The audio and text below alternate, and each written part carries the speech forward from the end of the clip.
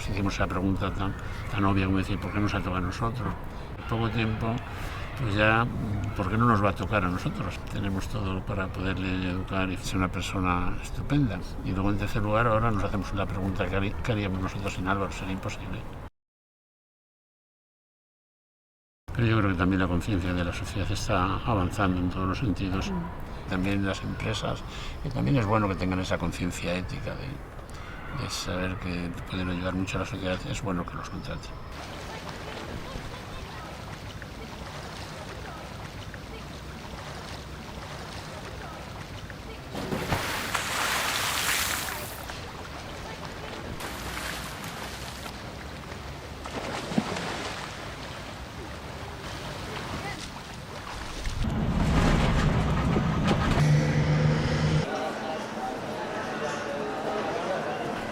Vale.